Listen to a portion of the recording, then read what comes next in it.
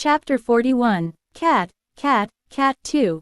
Even for someone like Lortel, who grew up meeting all sorts of people, Lucy Mariel was a girl that was nearly impossible to understand. Walking through the school grounds, you would sometimes catch her peacefully sleeping in a nice and sunny spot. She was someone that you would consider an oddball as you walked past her. However, she was also someone that had once been seen destroying a high-ranking spirit at the top of a mountain on the northwest side of the island.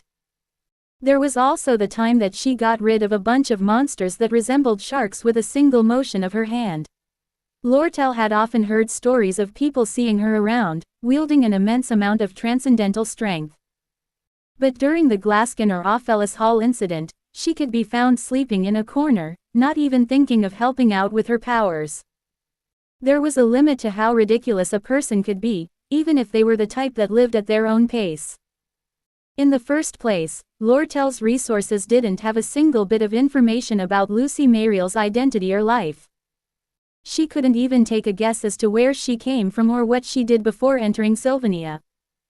In addition to that, it didn't make any sense as to why she would be attending the academy when she already had the strength to destroy an entire city. She regularly attended classes, but most of the time she was dozing off. Even then, the professor in charge, Glast, would never lay a finger on Lucy. In the first place, there wasn't a sign that he was trying to teach Lucy anything. One time Ziggs, who couldn't stand it anymore, actually went up to complain to Professor Glast about her behavior. That student is not at a level where it would matter if I taught her or not. You shouldn't worry about her. She's the type that, once there's something she needs to achieve, she will realize it and grow by herself. Quote, she was a student at the level that even a professor, whose entire job was to guide and nurture students, would say such a thing. In the end, Ziggs and Lortel had no choice but to leave Lucy to her eccentric ways. Although the situation bothered her a little, Lucy didn't really bother Lortel. Actually, they had never even talked before in the first place. Always walking around school with a blank expression, eating when she was hungry, and sleeping when she was tired, wasn't she just like a stray cat? Before, Lortel had wished that Lucy could become a personal connection to her so that she could make use of her transcendental strength. However, the more she saw her, the more she gave up on her hopes of being able to use her. Thinking of things like that, she had become quite adjusted to Lucy. Mughawk, humph. Ed lifted up Lucy on his shoulder as he carried her to the wooden shelter outside. He then opened up the door again and entered the building. Oh. Sorry. You woke up, Lortel. I guess Lucy came to hide out in the cabin. I got rid of her already, so you can just relax like it's your own home. Quote, Ed wiped off his sweat, as if he had just finished all the cleaning that had been delayed. The second morning of Lortel's life in the cabin. The first day went insanely quick. For the first time in her life, she washed herself out in a stream. Since her clothes were drying, she wore extremely worn-out clothes as she sat awkwardly in the corner of the cabin. Ed minded his own business as he cooked up some fish and gave it to her. Eating it, she felt a strange sense of warmth and comfort.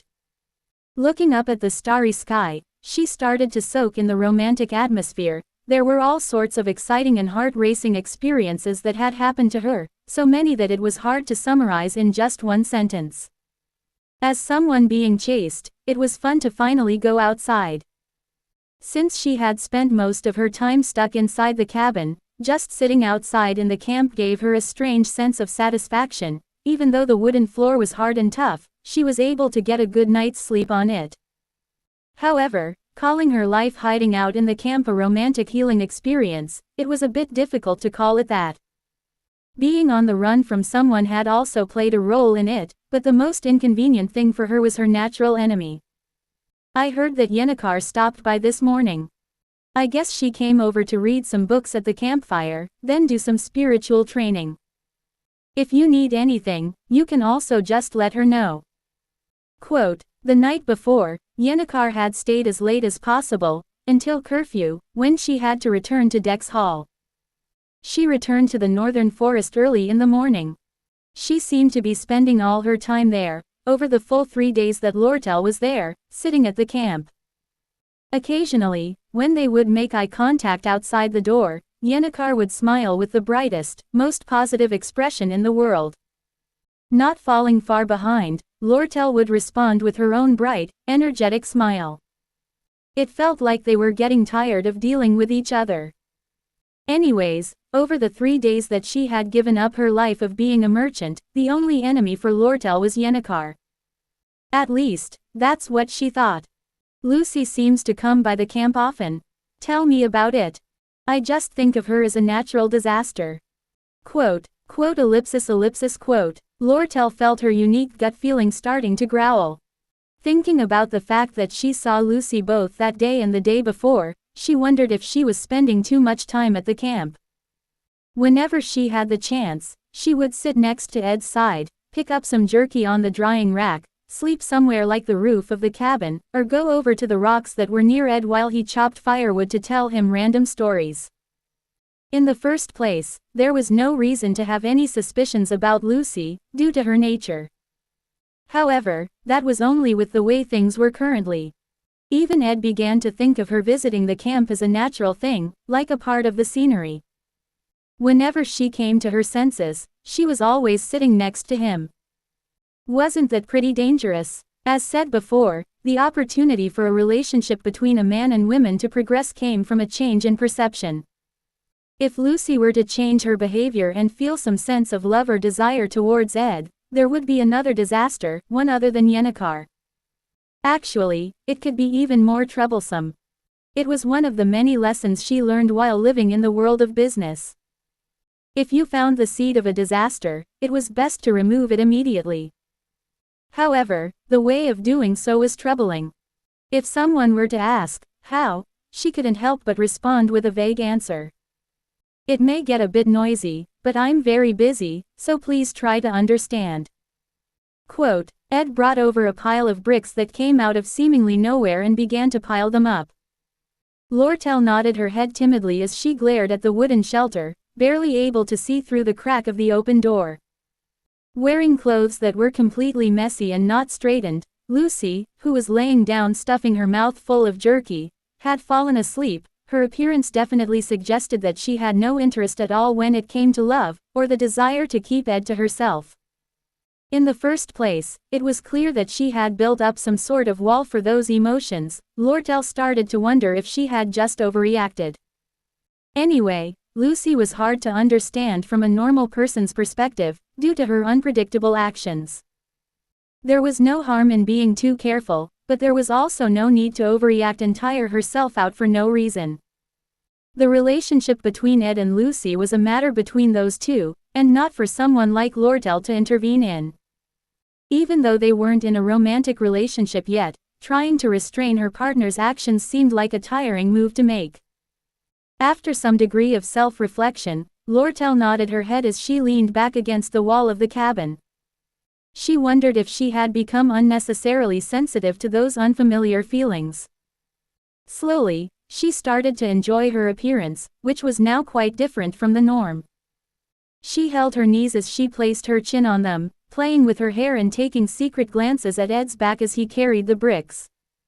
She couldn't help but let out a laugh like an idiot, though she didn't want to ruin her image of being an experienced and merciless merchant by showing off that side of herself. She ducked her head. Right then, Lortel's mask was her most powerful weapon. Either way, she currently believed that she didn't need to be too sensitive about Ed's other relationships. She had more than enough time left. Newly finished product. Handmade brick. A brick formed by pouring mud into a mold to keep its shape. After it is thoroughly dried, ignite magic is applied to burn it into a brick. Production difficulty level. Filled circle, hollow circle, hollow circle, hollow circle. Open double angle bracket. Production completed. Production skills have increased. Close double angle bracket. Succeeded in mastering a skill. Through the dexterity stat, the amount in which the proficiency raises at once has increased. Newly finished product. Brick fireplace. A fireplace made by stacking together handmade bricks. Because the joints were treated with mud, it's not sturdy. However, it appears to fulfill its role as a stove. If used indoors, it appears necessary to attach a ventilation pipe.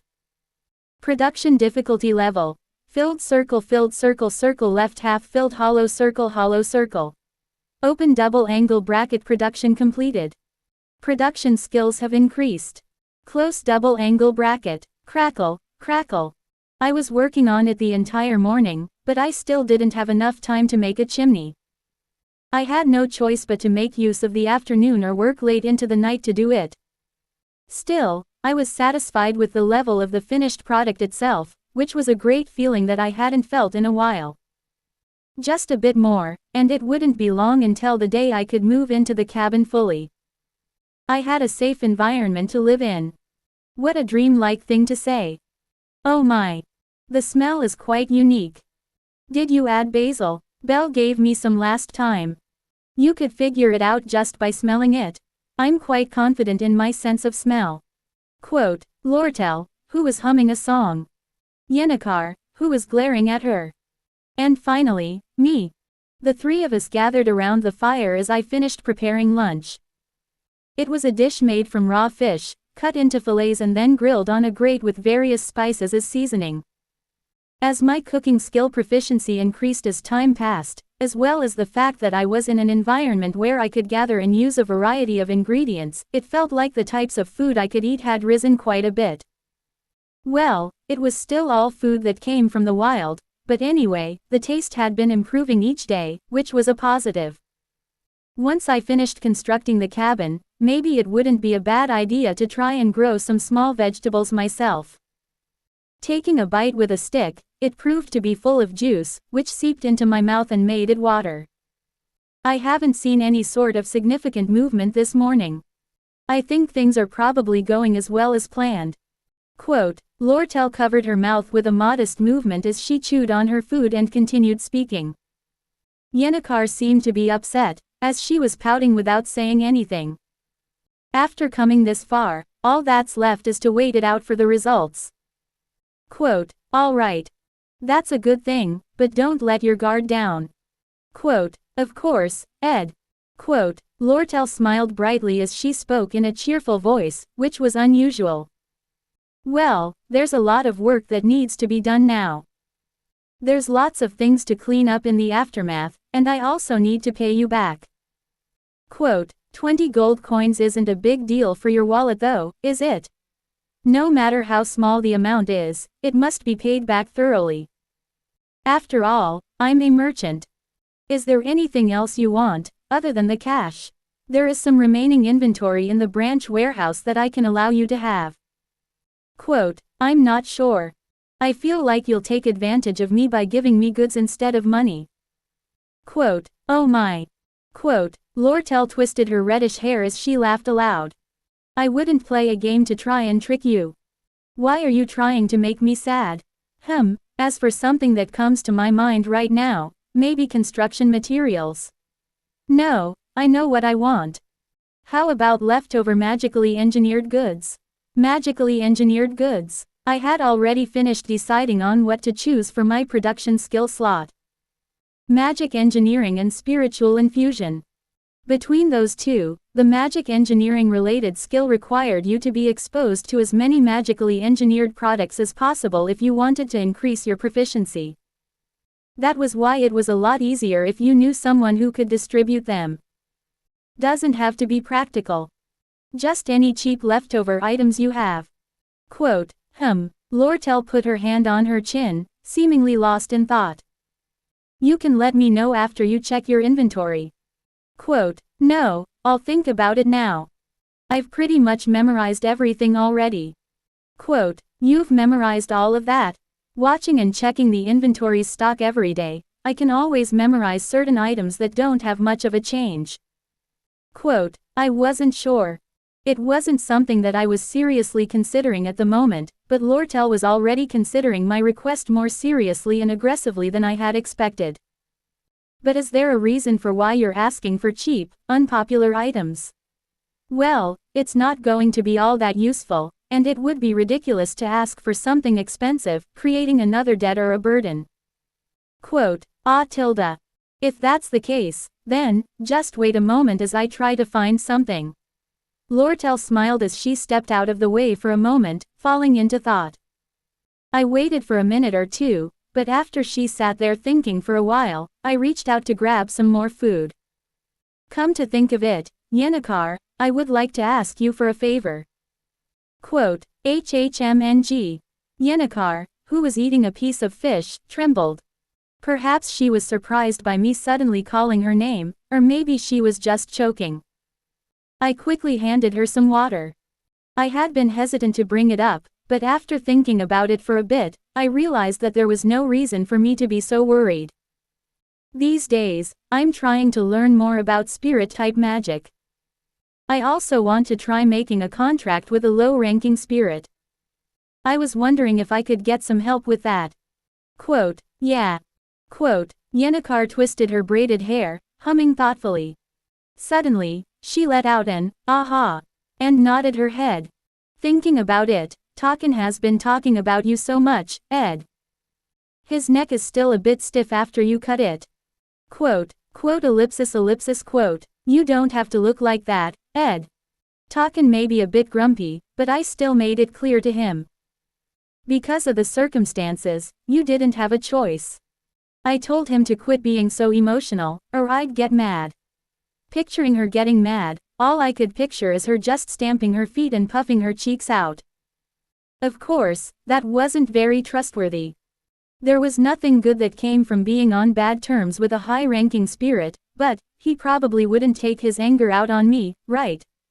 Talkin still hasn't fully recovered his strength yet. Still, I know that you were the one who was able to block him while he was affected by Berserk. He's grumbling a bit, but I don't think he has any hard feelings. Anyway, Ed, your spiritual resonance must be quite high. Quote, I guess that's right. Quote, that was the result of defeating not only Talkin, but also all the other spirits that were under Yennecar's control. I was sure that Yennecar knew quite well that it was a situation that I didn't have another choice in. In the first place, Yennecar still seemed to hold a significant amount of guilt over what happened, and she didn't want to keep talking about it anymore. Then, can you see it? Yennecar suddenly spoke, spreading her arms wide. I guess your sensitivity to see spirits that haven't been manifested yet is too weak. Do you want to try grabbing my hand, Ed? Your hand? All of a sudden? No. That's not what I meant. It's because there is something I want to show you. That's all. I didn't really have any suspicions in the first place as I grabbed her hand. Oh. Ed, why your hand is bigger than I thought. Quote, your hand is just small. Quote, saying that, I closed my eyes for a moment before opening them back up. I couldn't help but be startled. 53 animals, that's a bit less than usual. Rabbit, hawk, deer, tiger, eagle, puppy, sparrow, numerous animals, the number of which was difficult to list, were all around us. Each of them had a different size and element making up their body. It was an incredibly rare sight to see. Sitting on Yennecar's shoulder was a sparrow made of wind. Wrapping around her right arm was a baby boa constrictor. A puppy, who had dirt falling off its feet, was hanging around her feet. There was a deer made of fire rubbing its face against Yennecar's cheek. Is it always like this? Usually they are more spread out, but whenever I come into the northern forest they always come here and gather like this. This snake, you can see it clearly, right? It hasn't been long since it changed into a low-ranking spirit from a fluid spirit. Quote, how many spirits did you make a contract with in the first place? I'm not sure. I haven't made a contract with all of these guys here. There's one high-ranking spirit, 6 mid-ranking spirits, and as for low-ranking spirits, I haven't been counting each and every one of them. Though, I think it has definitely passed triple digits. Quote, reaching the lowest level of the spiritual resonance and spiritual understanding skills, you get 2 spirit slots at most. Really, she was just a girl that was born loved by the spirits. There are around 15 spirits that I could see, but also considering the ones that I still couldn't detect, just how many are there? Anyway, if you're interested in spiritual studies, I can teach you some things. But I feel that I am much better in terms of the sensory aspects, rather than the theoretical aspect. If it's just simple magic theory, Ayla is much more knowledgeable than I am, but even then, it's still more important for you to develop your practical elementalism sense. Taylor's companion Ayla was a bit uncertain when it came to fighting power, but she had a deep knowledge of magic. Just like the way areas of science and senses were different, Yennecar was an elementalist type that is extremely developed in terms of senses. If you wanted to learn spiritual studies, which had a thick barrier of entry, then it was best to get help from another elementalist. In terms of spiritual studies, nobody had a more developed level of sense than Yennecar. At least within Sylvania. Anyway, seeing as how you're already thinking about your first contract, you must have quite a high level in terms of spiritual resonance. When I first met you, you were a complete stranger to it all. You've grown up so fast, Ed. It seems like you have quite a bit of talent. Quote, I'm sure Yennecar knew why I was able to grow so fast. More than anything else, the biggest reason was because I cut off Toccan's head. Other than that, I'd also like to get some help from you in terms of senses. There's a limit to how much I can do in a simple academic spiritual studies class. Quote, sure, don't worry about that. Yennecar Polarover was someone who was hard to make a personal connection with on purpose. Having such a reliable fellow student, I should have been benefiting from her. Where else could I get one-on-one tutoring from an elementalist at that level? If I could take advantage of it, then I needed to do as much as I could, but I didn't think it was right to say it like that. Anyway, Yennecar was helping me out of pure goodwill. Then, I'll be Ed's master. Yennecar laughed before clearing her throat. In order to act dignified, she put her arms on her hips and she cleared her throat, all while huffing confidently. Though, rather than dignified, her expression and appearance was more cute than anything else. Still, I didn't want to provoke Yennecar, who was starting to feel better, unnecessarily, so I clapped my hands while exclaiming, oh. Don't worry, when it comes to spiritual magic, I'll take responsibility and raise your senses. I'll make it so you can make a contract with a mid-ranking spirit in no time. Seeing her smile while clearing her throat, I inclined my head in gratitude. Then, I guess you're having a hard time when it comes to communicating directly with spirits. Sometimes my voice seems to reach the lower-ranking spirits that I see, but I can't really hear what they are saying to me. Quote, really? Considering the level of magic you deal with, that shouldn't be the case. Your spiritual resonance and mana resonance have raised to a pretty decent level already, no? Yeah, they did. Quote, then, are you sure that it's not just that the spirits aren't talking with you?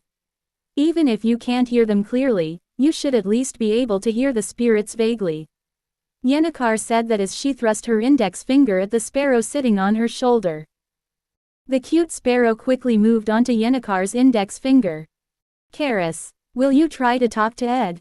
Lady Yennecar, this guy, because, can't. Oh, I really could hear it vaguely. As I started to focus on my senses with magic power, the voice started to become clear. In the first place, in order to hear what we are saying, he will need to raise his resonance to a higher level. Is that so? But I think Ed's rate of growth is already quite fast. Quote, think about this man's daily life. Just how much time would he have to train in magic? You know it, too. At our weekly report meeting at your window in Dex Hall, room 203, there were reports that he was running out of food in his storage and that he needed to focus on the construction of the cabin immediately. So he didn't have time to put his mind to anything else. Oka. The flow of magic power began to twist as the sparrow-shaped spirit, once sitting on the palm of her hand, disappeared in an instant. Did you hear that? Vaguely. Pure silence. But what is this weekly report meeting? Well, as you know, the Northern Forest is a place where a lot of spirits live. So, it's like a meeting to report on any major changes that occur, or something else they want to report to me, so I can check in on the place. It's also where they can report to me if they feel uncomfortable with something. While it happens sometimes, just a little bit, news about you may come up. Though it's really not a whole lot. How should I say it? They just bring up you briefly, for the sake of manners. It's like the feeling of greeting a neighbor that you met in passing. Is that so? It seemed that she was speaking in a weird, roundabout way. What was important right then was ultimately my spirit-type magic training method. Anyway, I'll regularly check on things like your spiritual resonance. I'm probably the best within this academy when it comes to senses. In the first place, there aren't many people who have even developed spirit sense. Quote, all right. Thanks for that. Quote, in any case, with the help of a skilled elementalist, my spirit-type magic would improve quickly in a short amount of time. It really was great that I could become friends with her. Though, I'm still thinking quite a bit about magic engineering. Oh, are you finished talking? Still grinning like always, Lortel entered the conversation. Yeah. Quote, so, let's finish discussing the magically engineered items. It seems that we have way more left over than I thought, so I can provide you with more than enough. Quote, I was getting good news from this side, too. And most of the products are actually being treated as useless assets, since they have either already expired or have not been sold for more than a certain period of time. Quote, oh. Then, can you sell it to me for the lowest price possible? You can calculate using the 20 coins you promised me and take it from that. Quote, selling at a lower price. I'm quite upset hearing those words come from you. Anyway, it's not a huge amount of money, and they are practically just dead assets, so, even for free. After saying that, Lortel shook her head for a moment, looking back and forth between Yennecar and me. Lortel looked at me with a puzzled expression, before smiling again with that fox-like smile. Free, having the title of a merchant, maybe that's a bit too much for me, That's fine. I already completely understand your position, anyway. Quote, still, I'll sell it to you for the lowest price possible. Whenever there is a useless piece of inventory, we can continue making business. However, since it involves the exchange of money, we need to write a contract. Also, whenever I sell it to you, I need to write a certificate of sale. Quote, do you usually go that far just for a contract of sale? Well, it's because we have a special compromise, that's why. Because I'm giving it to you for cheap. Ha ha ha. It's just. Lortel smiled happily as she continued.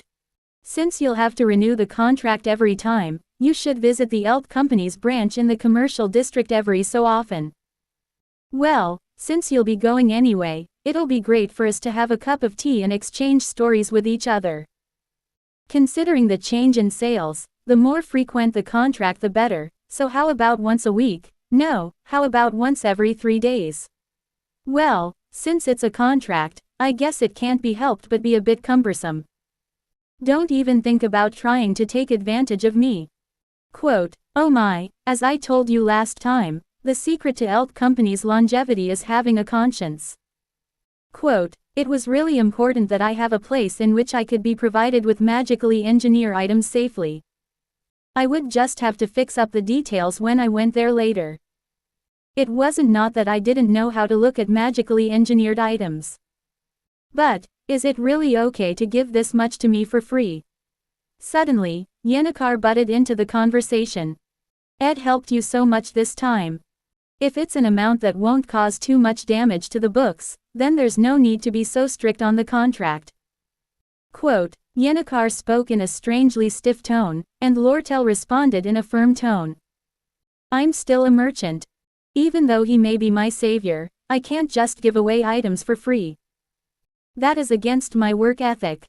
Quote, you're lying. That's just making excuses. Excuses? What excuses? Blinking her eyes with an innocent expression on her face, Lortel looked at Yennecar as if she was a girl that didn't know anything about the world.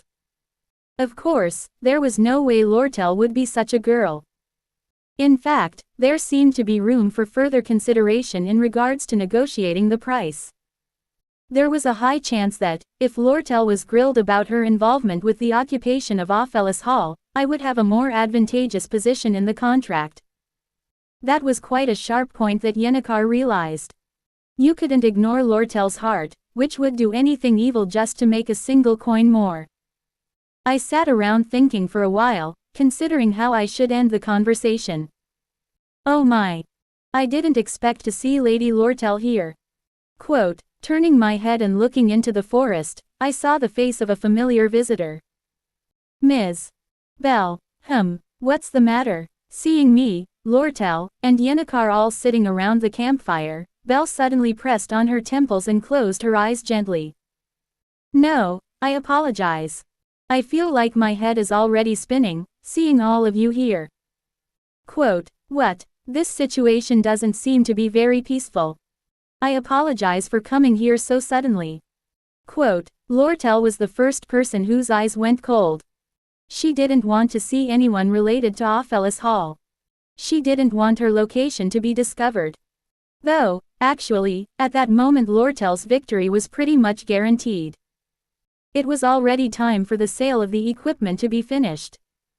If Elt was trying to defeat Lortel, he should have made it to the cabin by the night before. Nevertheless, just in case something had happened, she was waiting to come out of the cabin for a little longer. She wanted to be sure to enjoy the fireworks, she was just waiting for concrete news of her victory. Still, Belle's uniform seemed to make Lortel feel uncomfortable. Compared to her usual neat and tidy senior maid uniform, this one was fancier. It was the outfit of the head maid. The fact that Belle had already taken over the position as the head maid after Alice meant that the Ophelis Hall incident had finished up well, at least according to the original timeline. Belle arrived looking as elegant and peaceful as ever as she sat down carefully across from the party. I'm sorry that I have come to bring you some unfortunate news, but... And with her eyes closed, she continued to slowly talk. I could already guess what Belle was going to say, so I looked away from her quietly. Staring at the crackling bonfire, I threw in a few more pieces of firewood.